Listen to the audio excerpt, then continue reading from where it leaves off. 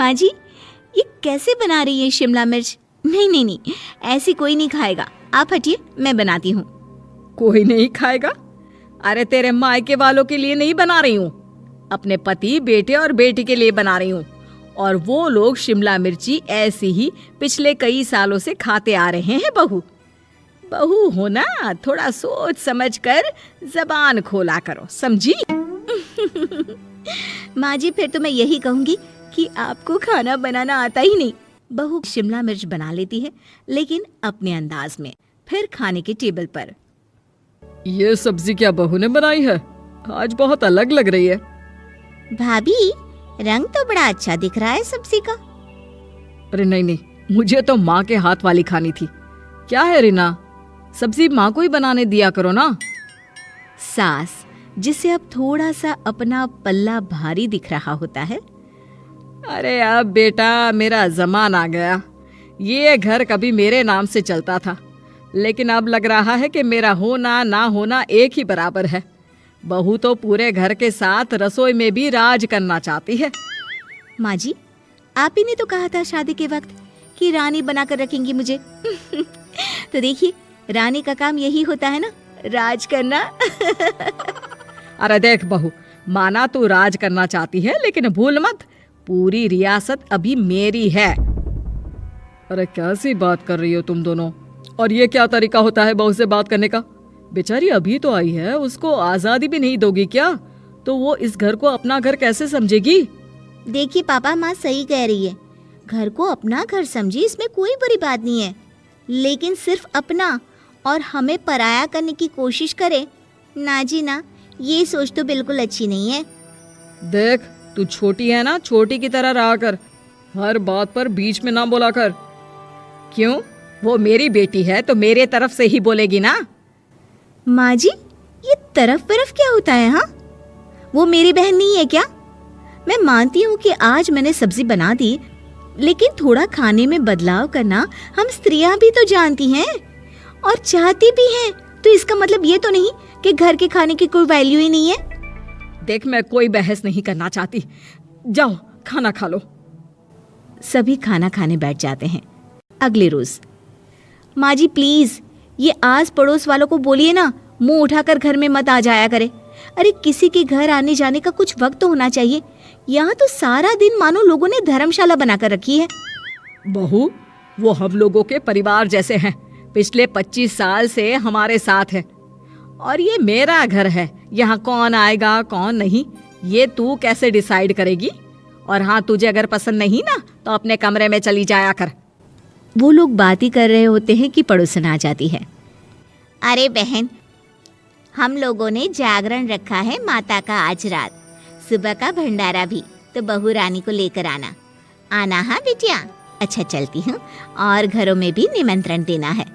अरे हाँ हाँ, हम जरूर आ जाएंगे। वैसे किस किस को बुला रही हूँ? वो तुम्हारी ननद और भाभी भी आ रहे हैं क्या? माँ, क्या आप इनके पूरे खानदान को जानती हैं?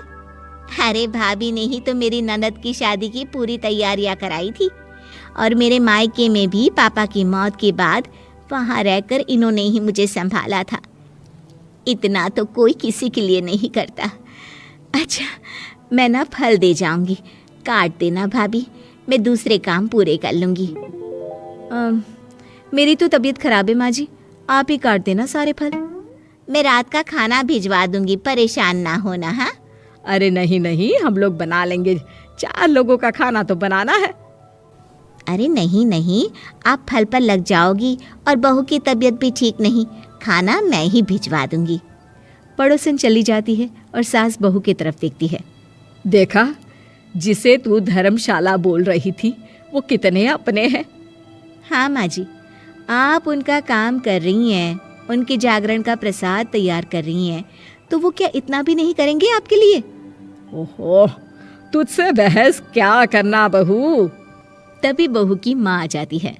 अरे बहन जी, बेटी से मिलने का मन किया तो बिना बताए ही आ गई, बुरा न मानना। ये मत समझना कि ये मेरा घर नहीं, कोई धर्मशाला है।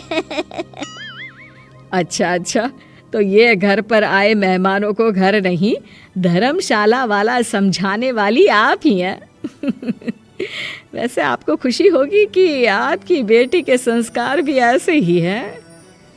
अरे माँ, किन बातों को सुन रही हो? आओ अंदर आ जाओ माँ।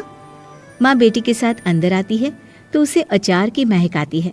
हाय रे, कितनी अच्छी महक है। क्या बनाया है बहन जी? अचार बनाया है।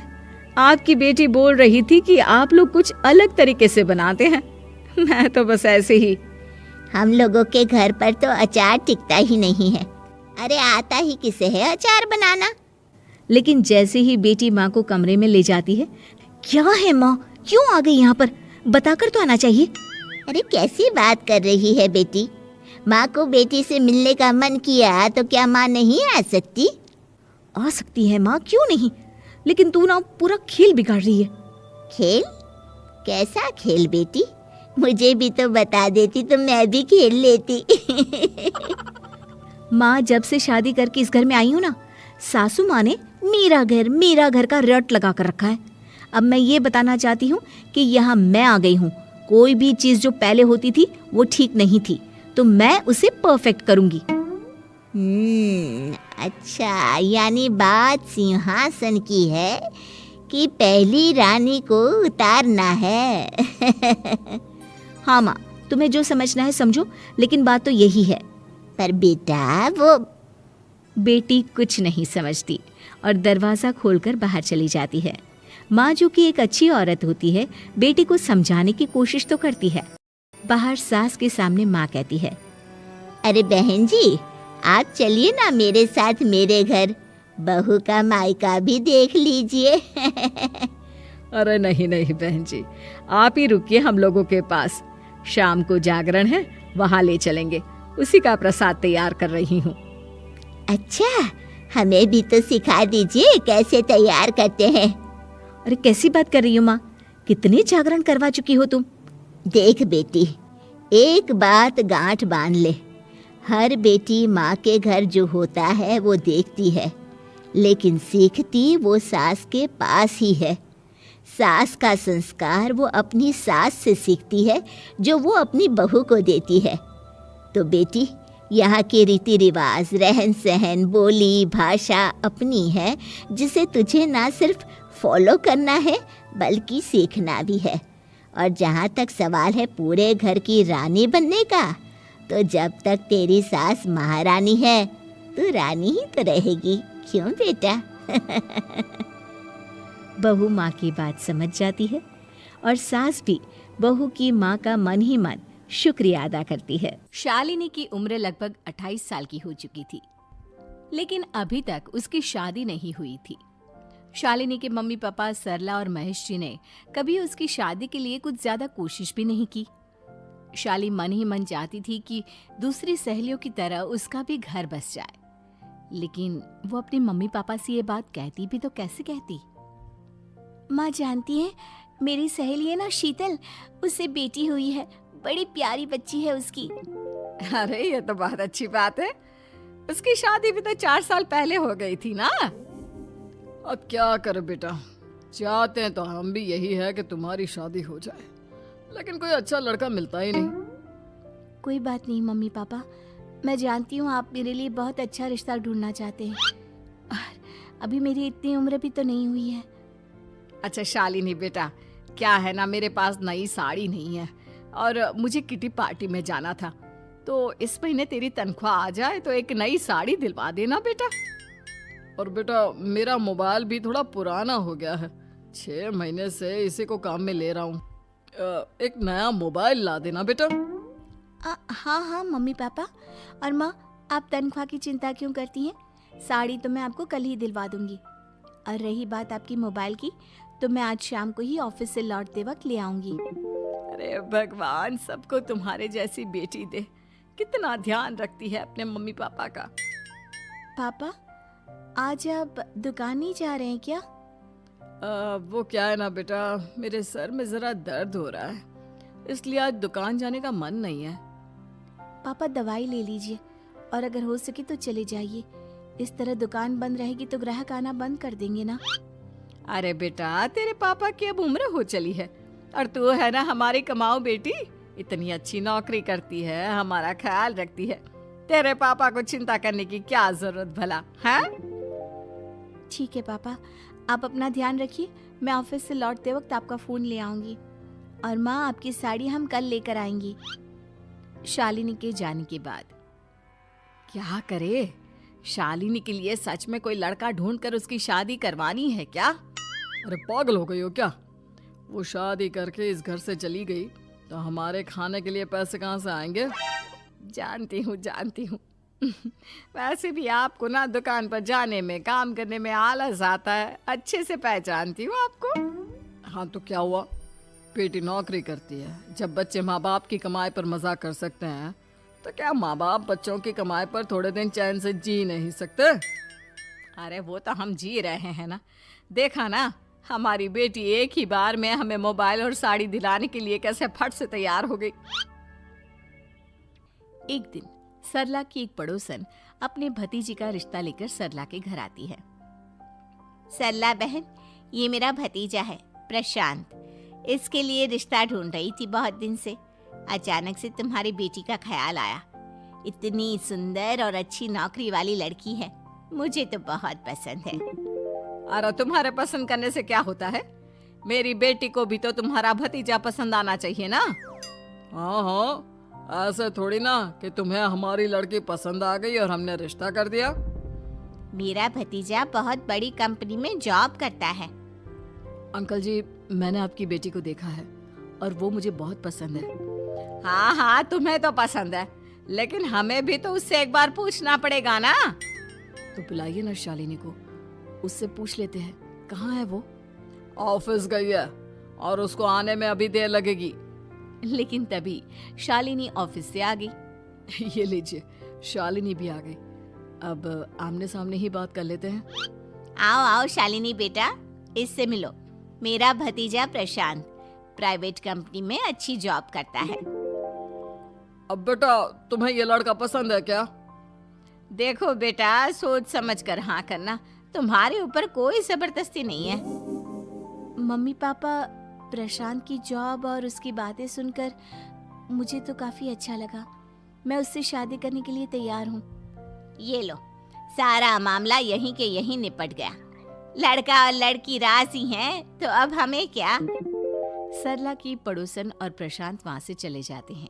अगले दिन, क्या हुआ मम्मी पापा, आप इतने उदास क्यों लग रहे हैं? वो क्या है ना बेटा, तुमने शादी के लिए हाँ कर दी उस लड़के के साथ। तो क्या हुआ माँ, उस लड़के में कोई खोट है क्या? आपको वो पसंद नहीं? अरे नहीं बेटा, जिसमें तुम्हारी खुशी उसमें हमारी खुशी। हमें भी लड़का पसंद है। तो फिर क्या बात है? अगर कुछ भी है तो आप मुझे बता सकते हैं। तुम्हारी माँ ये सोच सोच कर परेशान है कि तुम्हारे बाद हमारा क्या होगा। तुम हमारी इकलौती बेटी हो, हमारा बुढ़ापा कैसे कटेगा। अब बेटा, हम अपने बारे में सोचकर तुम्हें जिंदगी भर शादी करने से रोक तो नहीं सकते ना। जाओ, तुम अपनी जिंदगी में खुश रहो। हमारा क्या है, जैसे तैसे जी लेंगे। हाँ, बात तो सही है बेटा। कैसे भी करके मैं दुकान का काम कर लूंगा। तुम और प्रशांत शादी करके खुश रहो। अपने माँ बाप की बात सुनकर शालिनी काफी दुखी हो जाती है। उसे लगने लगता है कि वाकई में उसकी शादी हो जाने के बाद उसके माँ और बाप का ख्याल कौन रखेगा। और यही सोचकर वो एक दिन प्रशांत से मिलती है। देखो प्रशांत, तुम मुझे बहुत पसंद हो, लेकिन मैं चाहकर भी तुमसे शादी नहीं कर सकती। अरे क्या हुआ शालिनी, क्या तुम मेरी किसी बात से परेशान हो? नहीं प्रशांत, मैं अपने माँ बाप की इकलौती संतान हूँ। अगर मैं भी शादी करके घर से चली गई तो उनका ख्याल कौन रखेगा, उनका खर्चा कौन उठाएगा। तो क्या तुम सारी जिंदगी शादी नहीं करोगी? शायद नहीं प्रशांत, और अगर अपने माँ बाप के लिए ये भी करना पड़े तो इसमें गलत क्या है। प्रशांत ये सारी बात जाकर सरला के पड़ोसन यानी कि अपनी बुआ को बता देता है। ये सरला तो बड़ी चालाक निकली। प्रशांत, वो अपनी बेटी के साथ खेल खेल रही है। कैसा खेल? आप क्या कहना चाहती हैं? अरे शालिनी बहुत सीधी और संस्कारी लड़की है, लेकिन ये सरला और महेश एक नंबर के चालाक। बुआ जी, आपकी बात सही है, लेकिन अपनी बेटी के साथ भला कोई क्यों चालाकी करेगा? वो तो मैं तुझे कल बताऊंगी। तो कल सुबह मेरे साथ शालिनी के घर चलना। और फिर अगले दिन क्या हुआ सरला बहन, तुम्हारी बेटी ने तो शादी के लिए मना कर दिया। अब पता नहीं बहन जी क्यों मना कर दिया। हम तो चाहते थे कि बेटी की शादी धूमधाम से करें। हमारी तो बहुत इच्छा थी कि शालिनी की शादी प्रशांत के साथ हो जाए, लेकिन अब क्या करें, वही नहीं चाहती। आंटी जी, शादी के बाद मुझे अपने माँ बाप की बहुत चिंता रहेगी। उनका ख्याल कौन रखेगा? और इसलिए मैं प्रशांत तो क्या, किसी से भी शादी नहीं करना चाहती। अंधी हो गई हो क्या माँ बाप के प्यार में?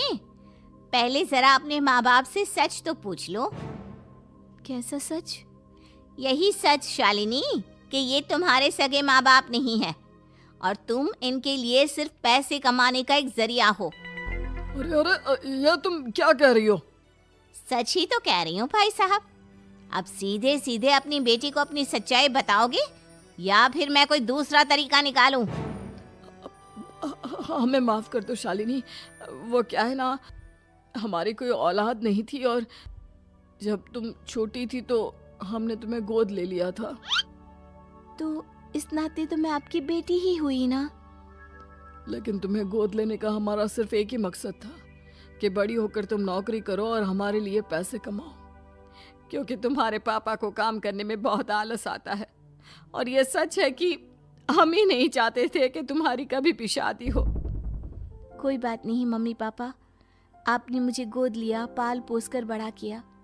भले ही उसके पीछे आपका कोई भी इरादा सही, लेकिन मैं आपकी बेटी हूँ। शादी तो मैं प्रशांत के साथ कर लूंगी, लेकिन उसके बाद भी जिंदगी भर आप दोनों का ख्याल रखूंगी। शालिनी की बातें सुनकर सरला और महेश को अपनी गलती का एहसास होता है और वो उससे माफी मांगते हैं।